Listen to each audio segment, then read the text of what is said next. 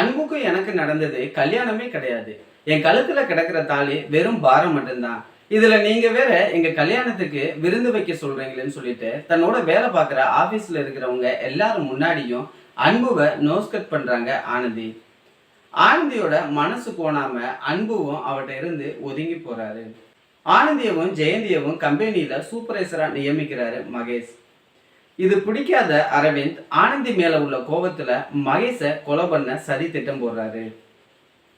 மகேஷோட கார்ல உள்ள பெர்ஃப்யூம்ல மயக்க மருந்தை கலக்குறாரு அரவிந்த். அரவிந்த் திட்டப்படி மகேஷ் கார் எடுத்துட்டு போகும்போது ஆக்சிடென்ட் ஆகி ஆக்சிடென்ட் மாதிரியே ஒரு செட்டப் பண்ணலான்னு அரவிந்த் முயற்சி பண்றாரு. அரவிந்த் திட்டப்படியே இது எந்த விஷயம் எதுவுமே தெரியாத மகேஷ் தன்னோட காரை எடுத்துட்டு போகும்போது பெர்ஃப்யூம்ல உள்ள வாசத்தால மயக்கம் அடைஞ்சு ஒரு இடத்துல கார் இடிச்சிடுது. மகேஷ் கார் பின்னாடியே ஃபாலோ பண்ணிட்டு வந்த அரவிந்த் இதை பார்த்து சந்தோஷப்படுறாரு.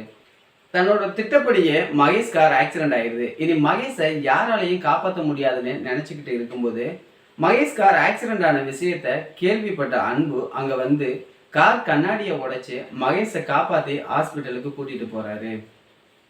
என்னோட எல்லா பிளான்லையும் மகேஷ் தப்பிச்சுக்கிட்டே வர்றான். இந்த பிளான்லயாச்சும் மகேஷ் மாட்டிக்குவான்னு சந்தோஷமா இருந்த அரவிந்துக்கு இது அதிர்ச்சி ஆகுது.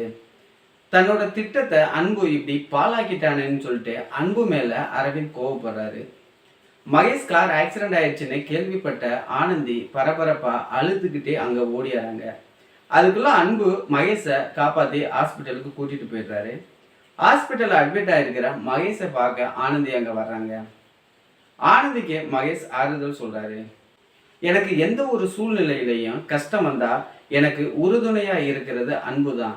அன்பு இருக்கிற வரைக்கும் எனக்கு எந்த ஒரு கஷ்டமும் வராதுன்னு சொல்லிட்டு ஆனந்திட்ட அன்புவை பத்தி பெருமையா பேசுறாரு மகேஷ். அதே நேரத்துல அன்பு மேலையும் ஆனந்திக்கு பாசம் வருது. ஆனா இன்னமும் அன்புவை தன்னோட கணவனா மட்டும் ஏற்க மறுக்கிறாங்க ஆனந்தி.